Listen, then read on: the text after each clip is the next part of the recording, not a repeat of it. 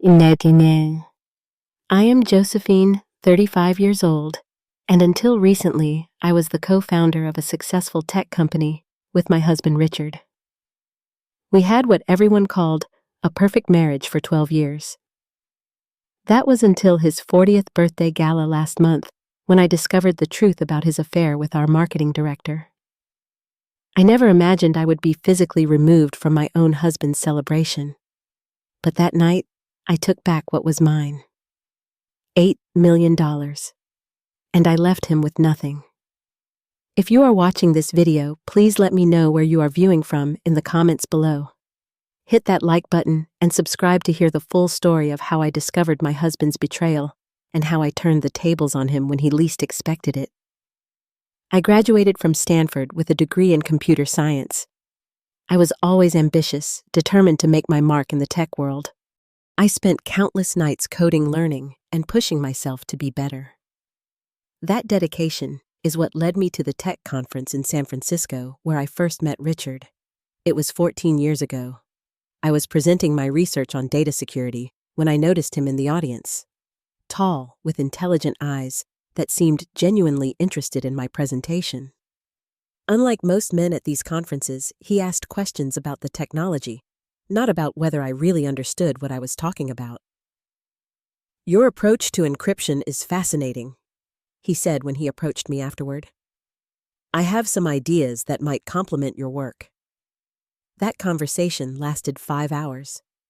We moved from the conference hall to a nearby coffee shop, then to dinner.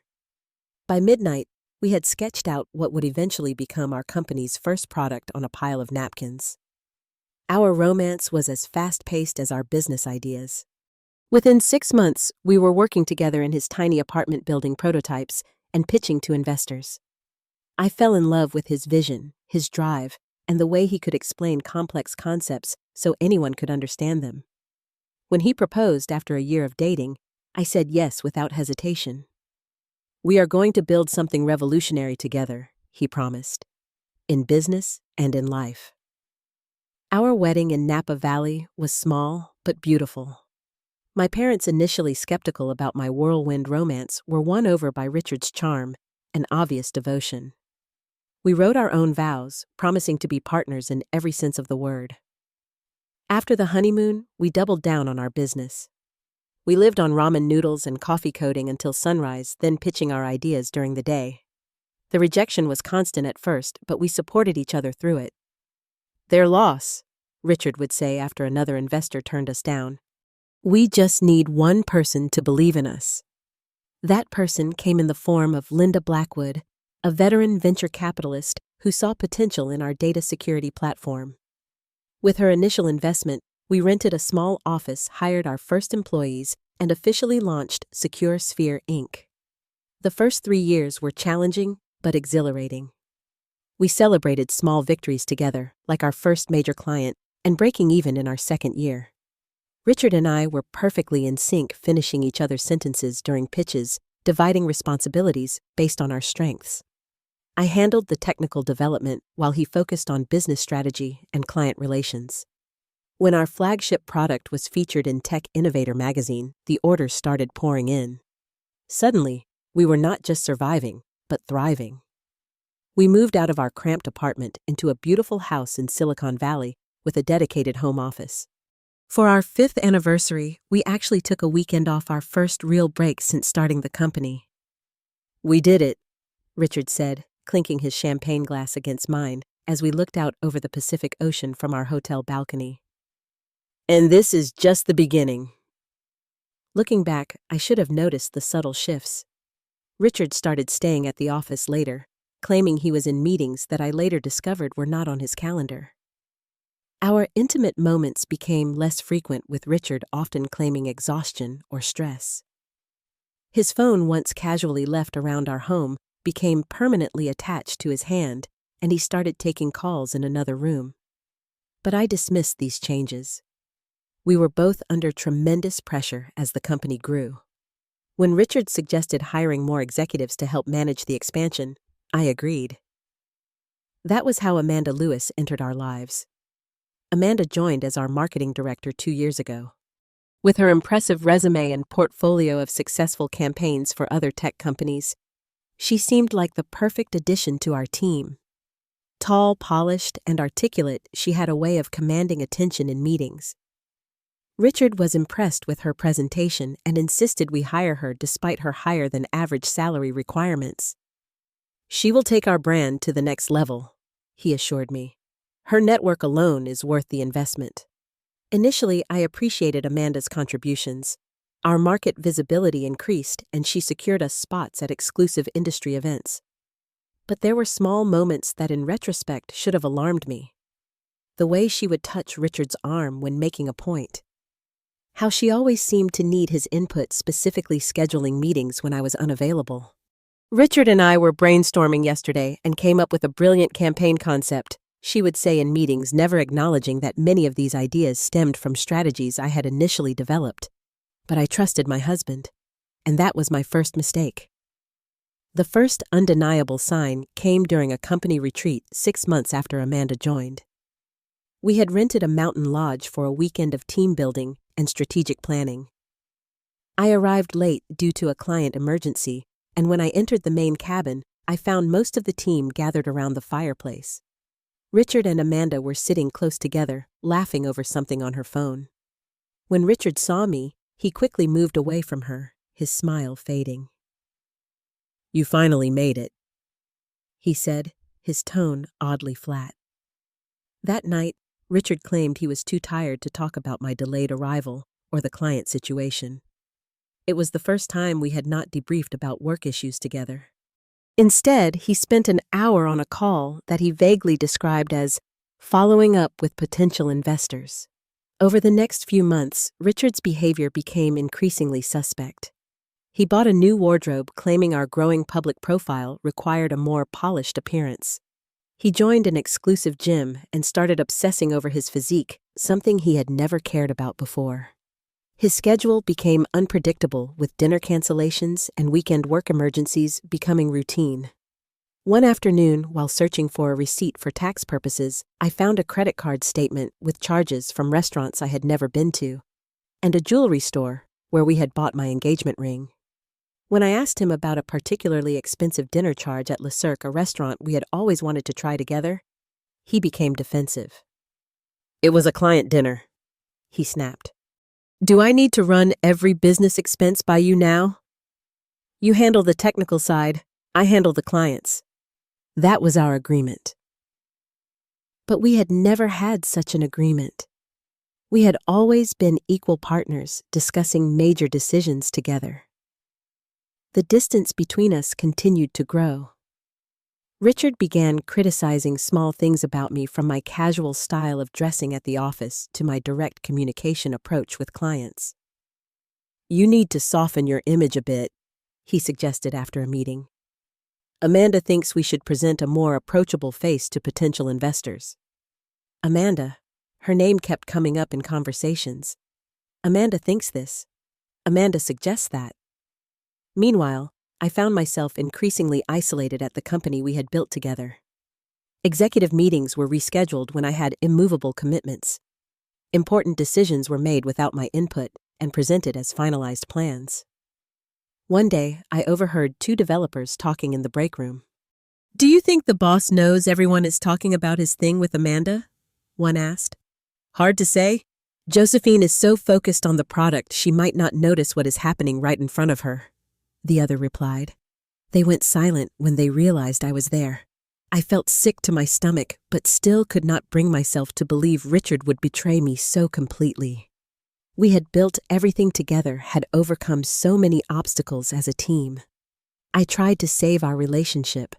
I suggested date nights, planning special dinners at home when Richard did not cancel at the last minute. I brought up the idea of couples therapy, framing it as a way to improve our communication during this high-stress period of company growth. "We do not need therapy," Richard dismissed. "We need you to stop being so paranoid. I am working hard to grow this company, and instead of supporting me, you are creating problems that do not exist." The gaslighting continued. When I raised concerns about being excluded from meetings, Richard accused me of being territorial. When I questioned his late nights, he called me controlling. Each conversation left me more confused, wondering if I was overreacting or misinterpreting innocent situations. The final confirmation came during a quarterly board meeting. Amanda presented a new direction for our product development, essentially proposing we pivot our core technology toward a market segment I had explicitly advised against targeting, due to technical limitations I was still working to overcome. "But those limitations have been resolved," Amanda stated confidently when I objected. "Richard and I have been working with the development team on solutions." I looked at Richard in shock. I led the development team. Any technical solutions would have gone through me.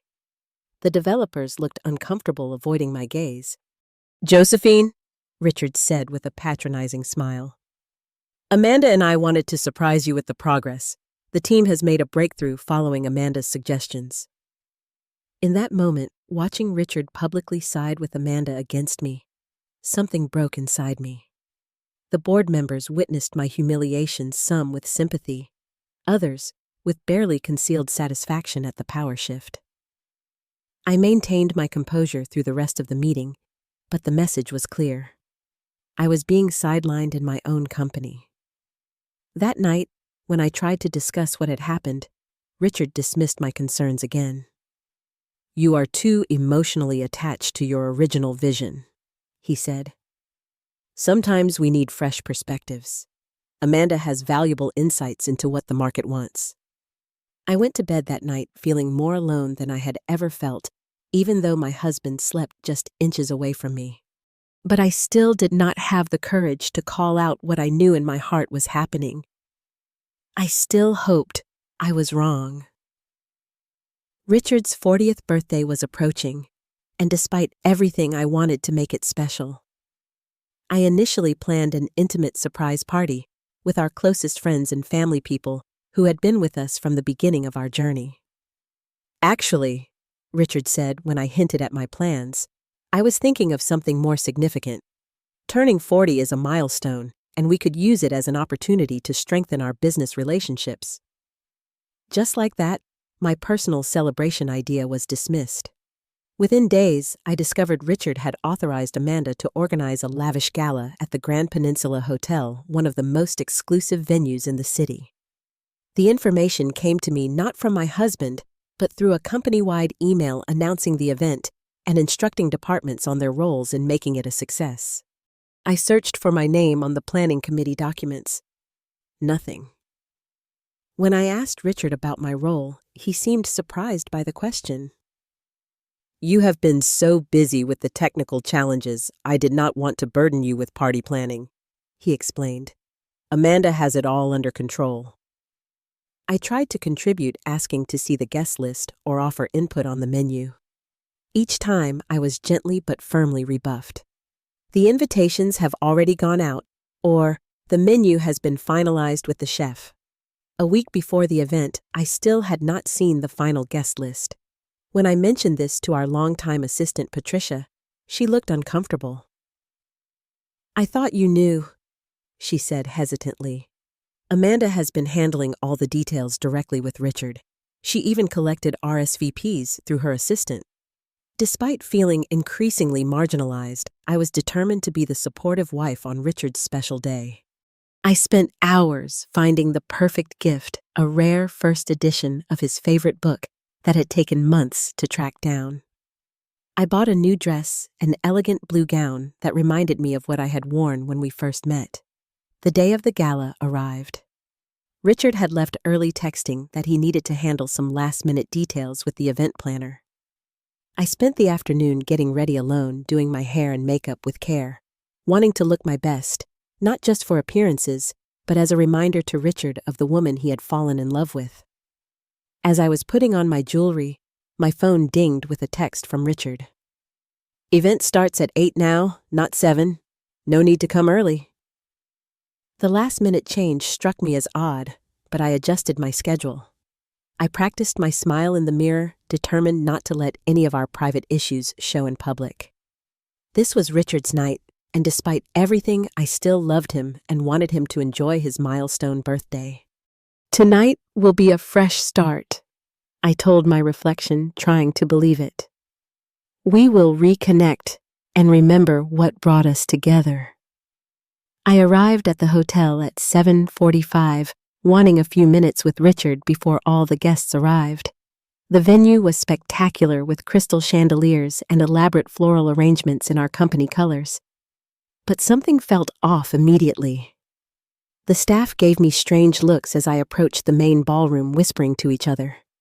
When I reached the entrance, a security guard I did not recognize stepped forward. "Excuse me, ma'am. May I see your invitation?" "I am Josephine Davis," I said, confused. "Richard Davis's wife. This is my husband's birthday celebration." The guard looked uncomfortable and checked a tablet he was holding. "I do not see your name on the early arrival list. The general guest reception does not start until 8:30. "There must be a mistake. I am the host along with my husband." After several awkward minutes and a call to someone inside, I was finally allowed to enter. What I saw stopped me in my tracks. The party was already in full swing, with at least 100 guests mingling and enjoying drinks. This was not a gathering that had started at 8. This had been underway for some time. I spotted Richard across the room, surrounded by investors and business associates. He was laughing, glass of champagne in hand, looking more relaxed than I had seen him in months. And standing next to him, her hand resting possessively on his arm, was Amanda. She wore a stunning red dress that contrasted sharply with my blue one, her hair styled perfectly. More shocking than her appearance was her behavior, the intimate way she leaned into Richard, the way she commanded the circle of conversation around him. She looked like the host, like the wife. Richard finally noticed me standing there. Something flashed across his face, surprise perhaps, or annoyance before he excused himself and came over. "You are here early," he said, giving me a brief formal kiss on the cheek. "The party clearly started before 8, I replied, trying to keep my voice steady. "Why did you tell me the wrong time?" "There was a small VIP reception for major investors," he explained smoothly. "Just business talk, nothing you would have enjoyed." Before I could respond, he was pulled away by a board member, leaving me standing alone. I made my way to the bar, ordered a glass of wine, and tried to navigate the room. Everywhere I turned, I encountered people who seemed surprised to see me or who quickly changed the subject when I approached. I overheard fragments of conversations about company decisions I knew nothing about.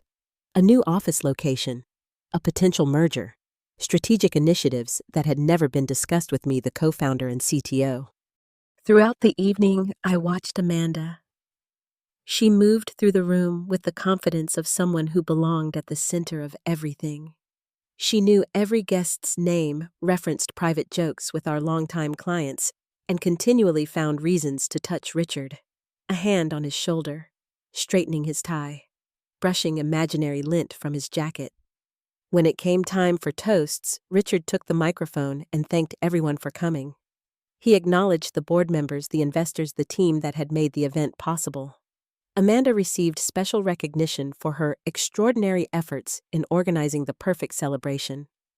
My name came as an afterthought. And of course, thanks to my wife, Josephine, for her support. Support, not partnership, not love, not for building the company from nothing together. Just support, like I was an employee who had helped with a project. I excused myself to the restroom, needing a moment alone. As I was fixing my makeup, trying to hide the evidence of unshed tears, Amanda entered. "Enjoying the party?" she asked, her voice syrupy sweet, as she reapplied her lipstick. "It is quite an event," I replied neutrally. "You did a good job with the arrangements." She smiled at my reflection in the mirror. "Richard deserves the best. I made sure everything was perfect for him. It is important to me that he feels appreciated and understood." The emphasis on those last words was unmistakable. This was not just about a party. "Richard and I have been married for 12 years, I said. "I think I understand him quite well." Amanda's smile never faltered. "Do you Then you must know things have changed. Richard needs someone who can keep up with his vision, who excites and challenges him. She dropped her voice to a whisper. Someone who does not bore him in every way that matters. She left before I could respond, the scent of her expensive perfume lingering in the air. I stood frozen, her words confirming everything I had feared, but refused to acknowledge. When I returned to the ballroom, I found that the seating arrangement for dinner had been changed. My place next to Richard at the main table was now occupied by Amanda. My new seat was at a peripheral table with people I barely knew. I stood there, clutching my purse, looking at Amanda in my rightful place. She caught my eye and smiled triumphantly before leaning in to whisper something in Richard's ear that made him laugh. Then she made a subtle gesture to a security guard standing nearby. The same guard who had stopped me at the entrance approached. "Mrs. Davis, I am afraid there has been a misunderstanding about the seating arrangements." "Yes, I can see that. My seat has been taken." "Actually, ma'am, Ms. Lewis has informed us that you are not feeling well and should be escorted home." I stared at him in disbelief. "That is ridiculous. I feel perfectly fine." By now, nearby guests were watching the interaction with interest. Some looked embarrassed, others curious, a few even amused. "Please do not make a scene, ma'am," the guard said quietly. "Mr. Davis is aware of the situation." I looked at Richard. He was watching us, making no move to intervene. Our eyes met across the room, and in that moment I knew. He was choosing her. He had already chosen her. Perhaps long ago. 2 security guards now flanked me gently but firmly, guiding me toward the exit. I was too shocked to resist. The humiliation burned through me as I was escorted out of my husband's birthday celebration, past whispering guests and averted gazes. The final insult came as I reached the door. I looked back to see Amanda taking her place beside Richard for the cake-cutting ceremony, her arm linked with his as the crowd sang "Happy Birthday." My husband did not look back once. Standing outside in the cool night air, my expensive dress and carefully applied makeup suddenly seemed ridiculous. I had been playing the role of devoted wife, while my husband and his mistress laughed behind my back. But something shifted in me at that moment. The shock and hurt transformed into something else. Determination. Resolve. Rage. I would not be the victim in this story. Not anymore. The drive home was a blur. My hands shook on the steering wheel as my mind raced through the events of the night, piecing together months of deception. The tears came and went, but with each mile my focus sharpened. By the time I pulled into our driveway, I knew what I had to do. Our house was dark and silent, a multi-million-dollar testament to our success. Success we had built together, with equal contributions and sacrifice. I walked through the rooms, turning on lights, seeing our shared life with new clarity. The wedding photos on the mantle, the awards we had received for our technological innovations. The evidence of our partnership was everywhere. I stopped in front of a picture taken on the day we received our first major investment. Richard and I standing together, arms around each other, exhausted but ecstatic. That woman in the photo, full of dreams and trust, seemed like a stranger now. "No more," I said aloud to the empty house. "This ends tonight." Instead of collapsing into grief, I channeled my emotions into action. I went to our home office and unlocked the fireproof safe where we kept our most important documents. Partnership agreements, property deeds, intellectual property registrations. I spread them across the desk, reminding myself of my legal standing in everything we had built. While searching for additional financial documents, I pulled open Richard's desk drawer and found a small velvet box pushed to the back. Inside was a diamond bracelet with a small card. "To new beginnings. All my love, A." The receipt was tucked underneath, dated 3 months ago. $20,000 of company money spent on his mistress.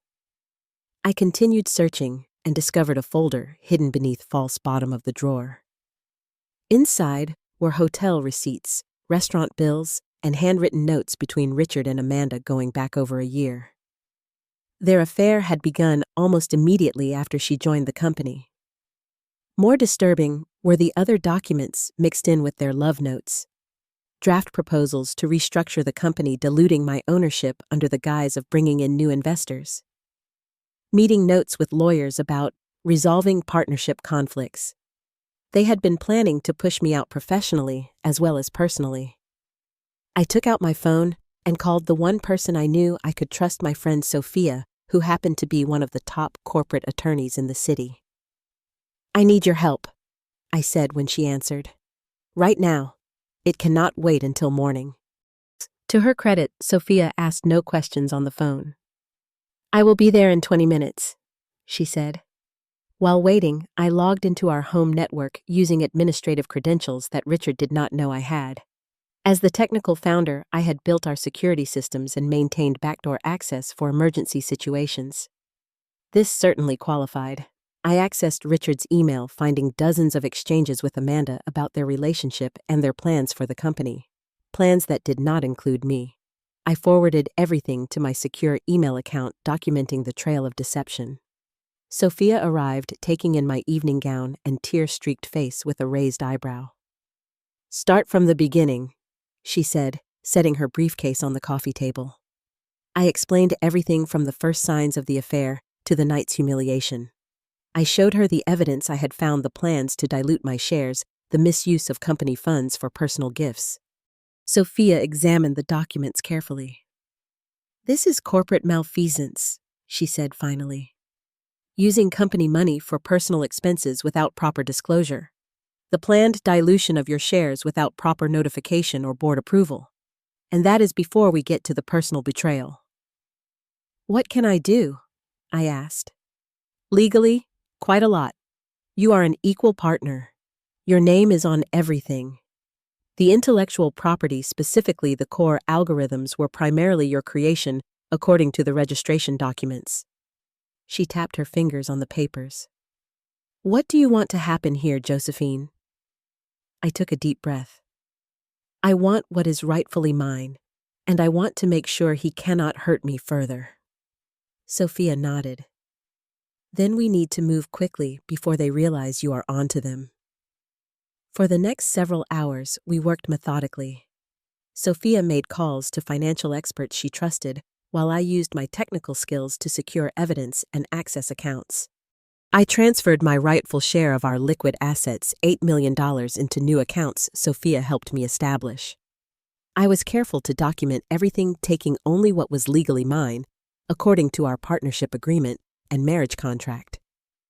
We changed passwords and security protocols on all the accounts I was named on.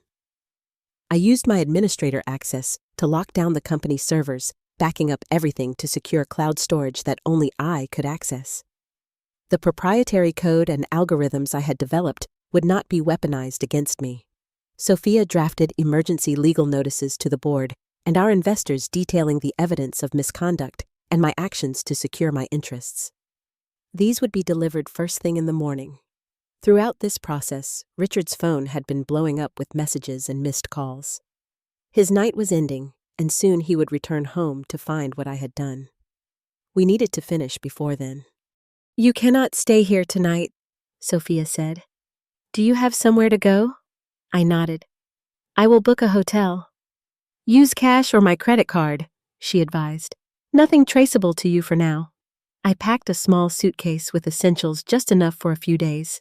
Personal documents, some clothes, my laptop, and a few irreplaceable mementos, including photos of my parents and the first piece of code I ever wrote, framed on my office wall. The last thing I did was remove my wedding and engagement rings. I placed them on Richard's pillow with a handwritten note. "I know everything. Do not try to find me. Your lawyer can talk to mine."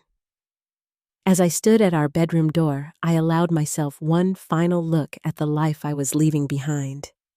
12 years of marriage, a multi-million-dollar home, The company we had built from nothing, all of it tainted now by betrayal. "You deserve better," Sophia said quietly from the doorway.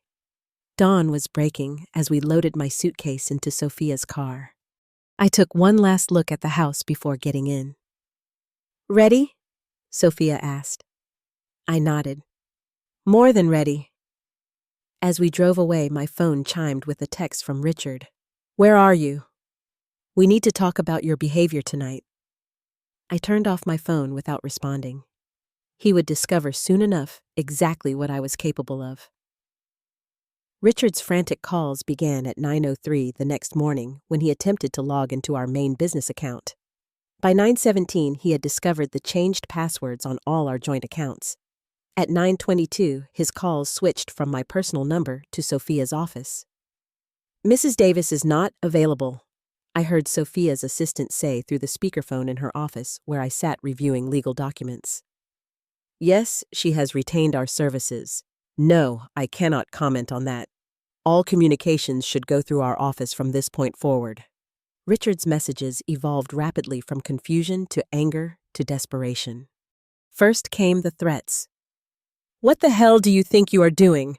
Unlock these accounts immediately." Then accusations. "You have lost your mind. This is theft and corporate sabotage." Finally, as the reality of his situation sank in, "Please. Please, Joe, we can talk about this. Whatever you think happened, we can work it out."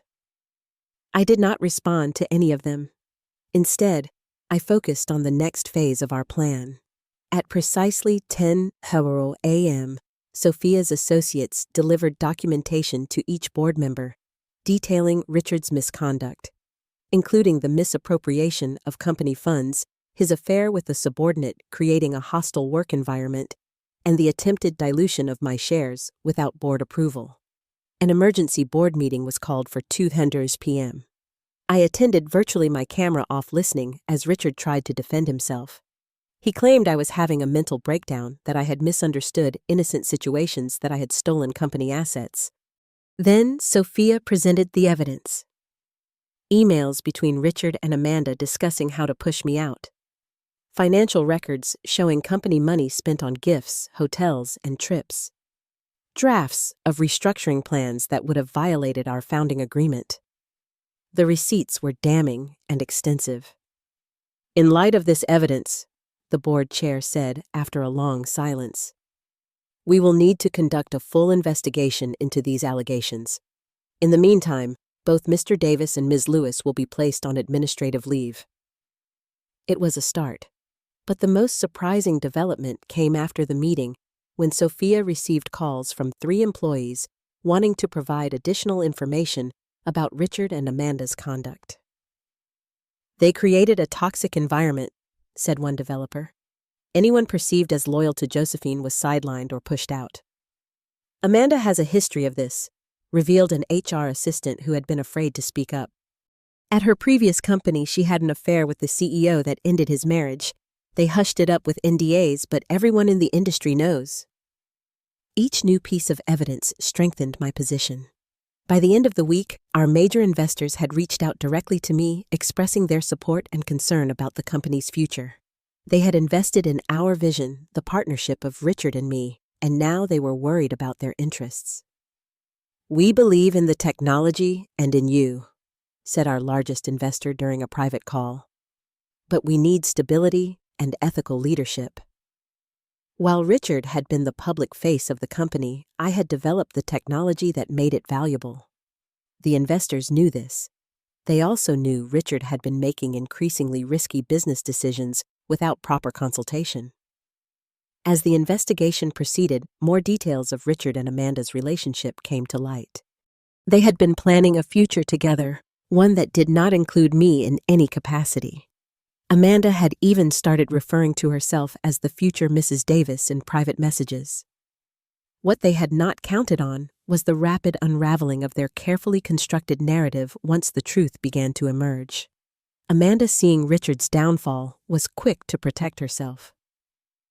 "Mr. Davis assured me that his marriage was over in all but paperwork," she claimed in her statement to the board.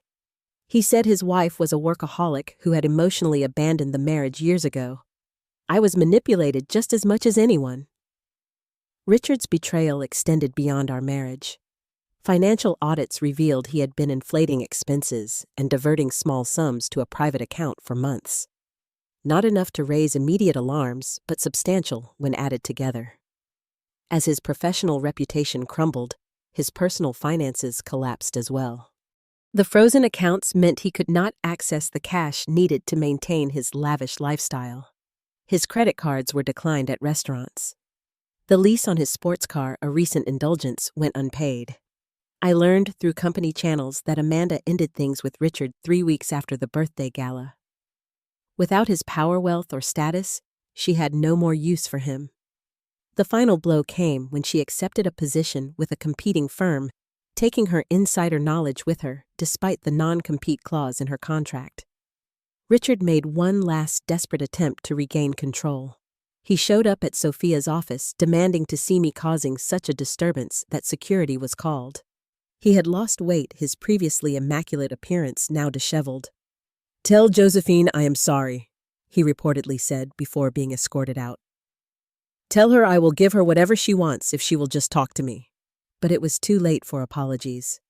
The board voted unanimously to remove Richard as CEO, pending the completion of the investigation. They asked me to step in as interim leader to stabilize the company. News of the scandal spread through the industry. Richard, once celebrated as a visionary leader, became a cautionary tale of hubris and misconduct. His attempts to find new investors or positions at other companies were met with closed doors. No one wanted to be associated with such a liability. Within 6 weeks of the birthday gala, Richard Davis, who had once had everything, was left with almost nothing. His reputation was in tatters, his career effectively over his personal finances in disarray, and his mistress long gone. I had not set out for revenge. I had simply claimed what was mine and exposed the truth. But watching the man who had betrayed me face the consequences of his actions, I could not deny feeling a sense of justice. He had made his choices, and now he was living with the results. As for me, I was just beginning to rebuild. The first month after leaving Richard was one of the hardest periods of my life. Despite the evidence of his betrayal, despite knowing I had made the right decision, I still grieved for the relationship I thought I had.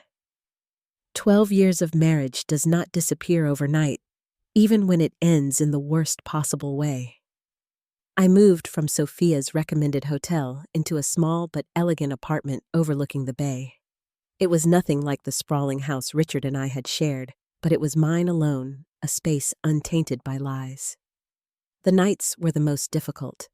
After days filled with legal meetings, company decisions, and rebuilding efforts, I would return to the quiet apartment and feel the full weight of everything I had lost. Not just my husband, but my belief in our shared story, the future we had planned together. It is okay to mourn what you thought you had. My therapist, Don Winters, told me during our second session. You are grieving a vision of your life that no longer exists. That grief is valid even if the relationship was not what you thought. I had started therapy a week after the gala incident, recognizing that I needed professional support to process the trauma of such a public betrayal. Dr. Winters specialized in helping people rebuild after relationship betrayals, and her guidance proved invaluable.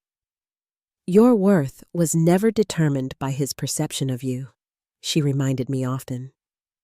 The ways he diminished you reflect his character, not your value. Slowly, I began reconnecting with friends I had lost touch with during my marriage. Looking back, I realized how Richard had subtly isolated me, always finding reasons why certain friendships were bad for business, or distractions from our goals. My college roommate Tara flew in from Chicago when she heard what happened. We had once been inseparable, but my communication with her had dwindled to holiday cards in recent years. I never liked him, she admitted over dinner at my new place. But you seemed happy, so I kept my mouth shut. Was I happy? I wondered aloud. Or was I just too busy to notice I was not Reflecting on my marriage, I began to recognize patterns I had missed. How Richard took credit for my ideas but blamed me for any failures. How he positioned himself between me and others, filtering information and controlling narratives. How my needs were always secondary to his. Classic narcissistic behavior, Dr. Winters confirmed when I shared these realizations. He was drawn to your talent and drive initially, but ultimately needed to diminish you to feel superior. Professionally, I faced a different kind of challenge. The company was stabilizing under my interim leadership, but I had to decide whether I wanted to remain in that role permanently. "You built this company," Sophia reminded me during one of our strategy sessions. "You have every right to lead it." But the more I thought about it, the more I realized I wanted a fresh start. The company, despite our success, now felt contaminated by Richard's betrayal and manipulation. Every meeting room, every product held memories I wanted to leave behind. 4 months after the gala, I made my decision. I would not return as CEO. Instead, I negotiated a generous exit package that included retaining ownership of key patents I had developed. The board, grateful for my steady leadership during the crisis and eager to put the scandal behind them, agreed to my terms. With my financial future secure and my professional reputation intact, I began exploring new opportunities. Several of our most talented developers approached me about starting a new venture, focused on data privacy for vulnerable populations, an area I had always been passionate about, but Richard had dismissed as not profitable enough. "We want to work with you," said Jamie, our former lead security architect. "No one else. We believe in your vision and your integrity." Their loyalty touched me deeply. Together, we began building something new, something entirely mine that reflected my values and priorities. We set up in a converted warehouse space with an open floor plan and a collaborative culture. No corner offices, no hierarchies, no politics. Just brilliant minds working together to solve important problems. Healing came in unexpected moments, like when I found myself laughing genuinely at a team dinner, realizing it was the first time I had laughed without restraint in years. Or when I made a decision for the new company without second-guessing myself or worrying about Richard's approval. 6 months after the split, our new venture secured its first round of funding. The investors specifically cited my technical leadership and ethical reputation as key factors in their decision. What Richard had tried to use against me, my principles and focus on responsible innovation, had become my greatest strength. I was leaving the office after a particularly productive day when I quite literally ran into Richard on the street. He was coming out of a bar in the middle of the afternoon, looking nothing like the polished executive he had once been. His expensive suit had been replaced by wrinkled khakis and an untucked shirt. He had lost more weight, and his eyes had a defeated look I had never seen before. He stopped short when he saw me, shock and something like shame crossing his face. "Josephine?" He said, my full name strange from his lips after years of Joe. "Richard," I replied calmly, surprised by my own composure. We stood there on the sidewalk, the gulf between us far greater than the few feet of concrete. I waited for anger or pain to surface, but found only a quiet pity. "I heard about your new company," he said finally. "Congratulations." "Thank you." An awkward silence followed. What do you say to someone who was once your everything and is now effectively a stranger? "I am sorry," he said finally, his voice low. "For everything. I know it does not change anything, but I am sorry." Looking at him, I realized something profound. His betrayal had nearly destroyed me, but it had also freed me. Without the blinders of love and trust, I could finally see our relationship, clearly recognize the subtle manipulations and power imbalances that had defined it from the beginning. "I hope you find what you are looking for, Richard," I said sincerely. "Goodbye." I walked away without looking back. There was nothing more to say or do. The past was finished, and my future was waiting. That moment of closure gave me the final push I needed to fully embrace my new life. I threw myself into building the company culture I had always wanted, one based on mutual respect, transparency, and recognition of everyone's contributions. My team of 12 grew to 30 within the year. Our first product launch exceeded all projections, and industry leaders began taking notice of our innovative approach. I was invited to speak at conferences sharing my technical expertise, but also carefully lessons learned about business ethics and organizational culture. I never publicly discussed the details of my divorce or Richard's misconduct. When asked in professional settings, I simply said, we had different visions for the future, both personally and professionally. The truth was, I no longer defined myself in relation to Richard or our failed marriage. The woman who had been betrayed and humiliated at that birthday gala felt like a different person now, someone I remembered with compassion but no longer needed to be. Dr. Winters smiled when I shared this realization during what would be one of our final sessions. "That is how we know you have healed," she said, "when the story no longer controls you. When it becomes just one chapter in your life, not the whole book." The most important lesson I learned through all of this was about my own worth. For too long, I had allowed Richard to determine my value, to convince me that my contributions were somehow less significant than his. I had dimmed my light to make him shine brighter. Never again. I now knew my own worth, not as Richard's wife or business partner, but as Josephine. As a technologist, a leader, a friend, and most importantly, as a woman who had faced betrayal and emerged stronger on the other side. If you are watching this and recognizing your own relationship in my story, please know that you deserve better.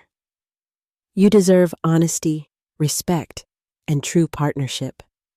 And if you find yourself standing in the wreckage of betrayal, as I once did, know that it is not the end of your story. It might, in fact, be just the beginning. Have you ever had to rebuild your life after betrayal? What helped you find your strength again? Share your experiences in the comments below. And if my story resonated with you, please like this video and subscribe to this channel for more stories of resilience and renewal. Thank you for listening, and remember, sometimes losing what you thought you wanted opens the door to finding what you truly need.